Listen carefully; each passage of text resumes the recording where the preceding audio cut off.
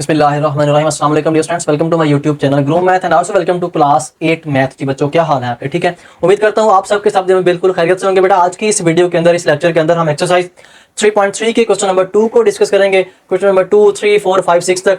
इससे कबल हमने पहला क्वेश्चन है उसको हमने डिस्कस किया था, और उसके साथ साथ जो पिरामिड का कंसेप्ट है, triangular pyramid, rectangular pyramid, square pyramid, उसको हमने डिटेल के साथ विद एग्जांपल्स हमारी रोजमर्रा जिंदगी में जो चीजें यूज हो रही हैं पिरामिड की फॉर्म में, ठीक है, उसको हमने डिस्कस किया था। आज हम क्वेश्चन नंबर 2 को डिस्कस करें। अगर आपको पिछले लेक्चर भी चाहिए तो आप इसी वीडियो की डिस्क्रिप्शन में जाए, वहां पे जाके आपको वो लेक्चर डिटेल के साथ मिल सकते हैं। फिलहाल हमारे पास क्वेश्चन नंबर 2 है। इसकी सबसे पहले आप बेटा डेफिनेशन देखें, इसकी स्टेटमेंट देखें। Find surface area of square pyramid. हमारे पास एक स्क्वायर पिरामिड है, उसकी जो स्लांट हाइट है 15 सेंटीमीटर एंड बेस लेंथ, उसकी जो बेस की लेंथ है वो हमारे पास 12 सेंटीमीटर है। सबसे पहले इसका लिखेंगे हम बेटा सॉल्यूशन। तो बेटा हमारे पास जो जो वैल्यूज गिवन है, हमारे पास सबसे पहले स्लांट हाइट है वो कितनी है जी 15 सेंटीमीटर। फिर हमारे पास बेस लेंथ कितनी है 12 सेंटीमीटर। तो अगर मैं इसका यहाँ पे फार्मूला लिखूं तो मेरे पास टोटल सरफेस एरिया का फार्मूला होता है, total surface area is equal to, ये इक्वल होता है जी बेस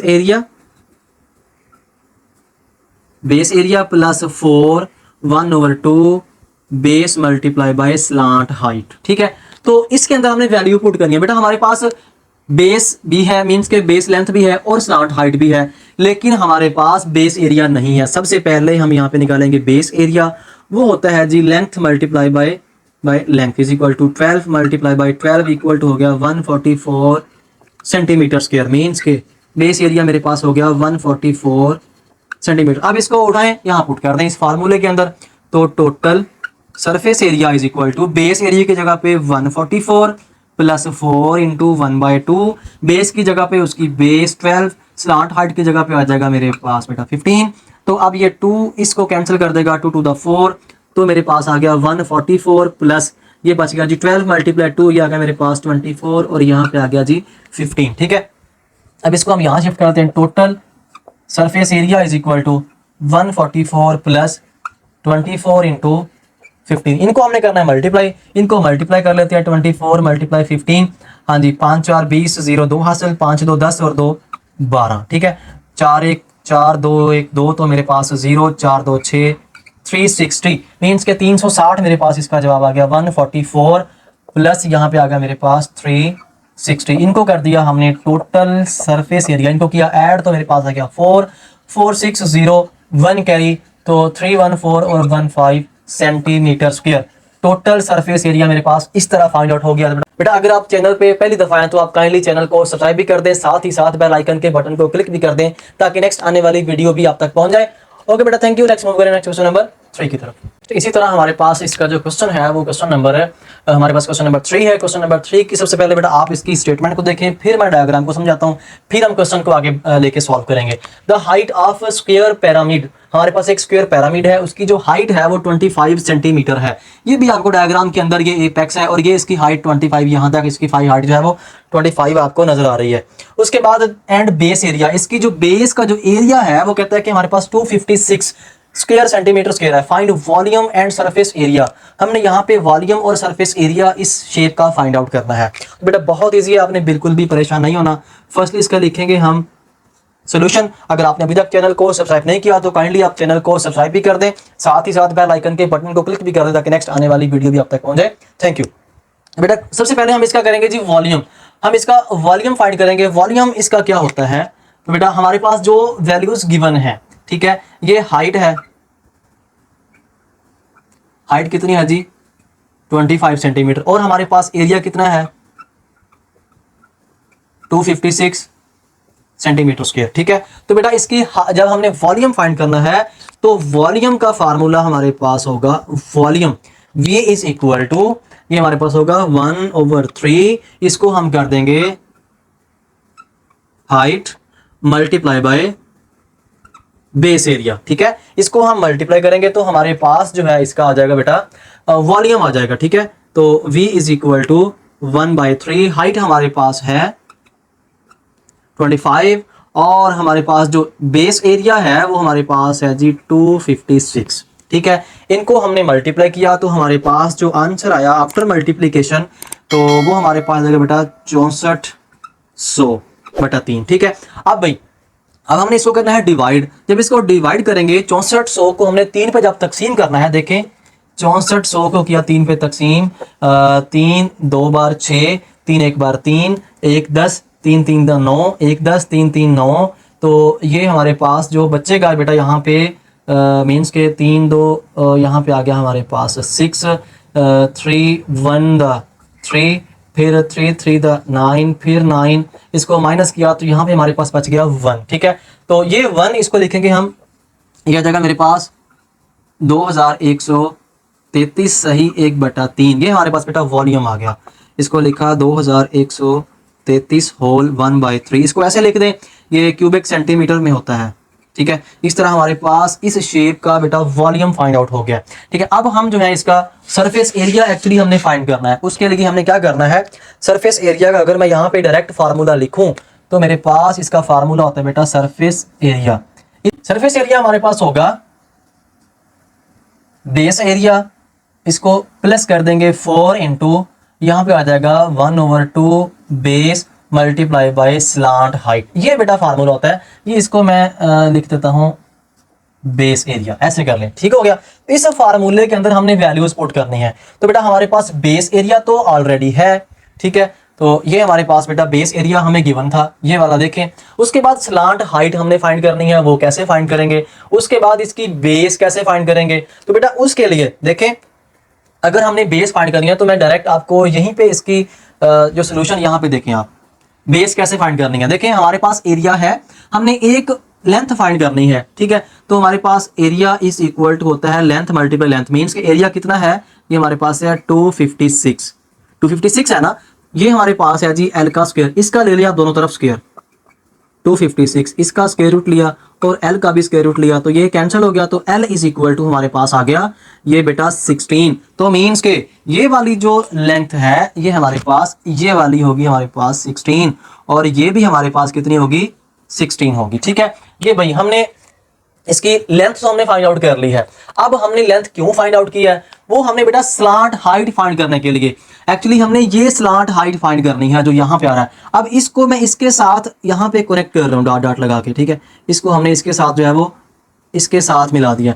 अब देखें, अब जाहिर सी बात है जब ये वाली सारी की सारी हमारे पास 16 है तो ये वाली जो लंबाई है ये हाफ होगी, मतलब कि इसका हाफ होगी, ये हमारे पास होगी 8।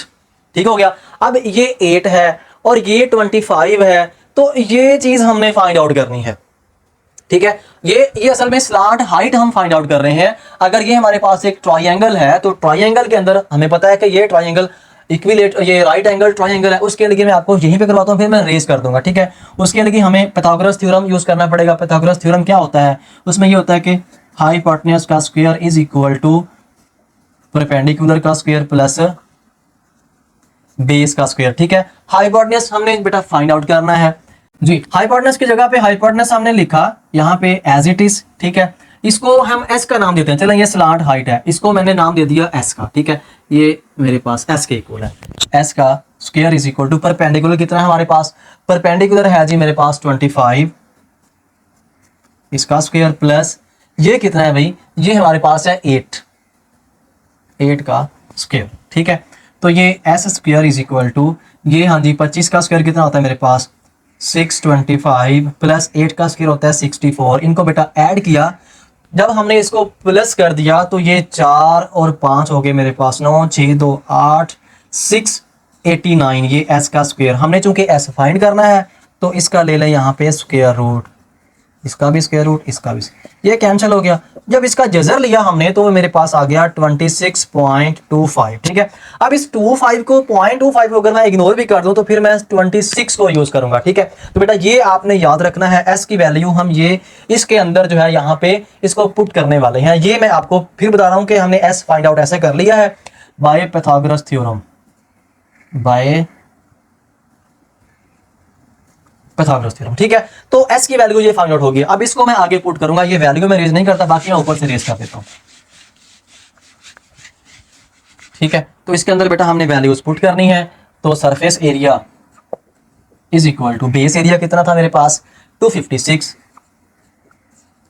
प्लस 4 1/2 बेस कितनी थी, बेस मेरे पार्ट है बेटा इसकी, बेस जो है 16 है 16 है, और स्लांट हाइट कितनी निकाली हमने, इसको मैंने बोला था आप 26 यूज कर लें, कोई भी इशू नहीं है, ठीक है। अब ये दो बार 4 हो गया, ठीक है, 256 जमा 16 2 बार 32 32 और 26 को हमने करना है आपस में मल्टीप्लाई करना है।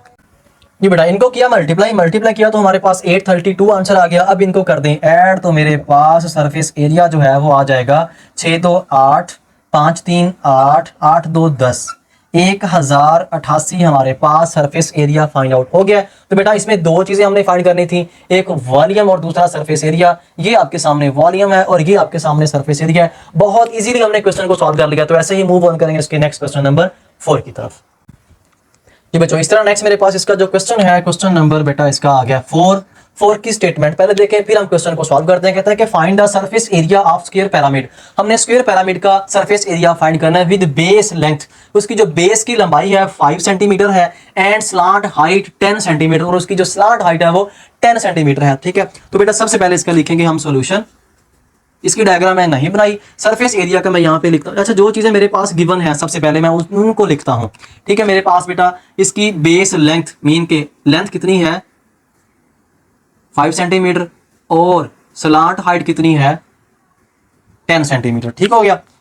हाँ जी, अब सरफेस एरिया का मैं फार्मूला लिखता हूँ। फार्मूला मेरे पास होता है यहाँ पे होगा बेटा बेस एरिया, ठीक है, plus 4 1/2 base multiply slant height, ठीक है। इसके अंदर हमने वैल्यू पुट करनी है।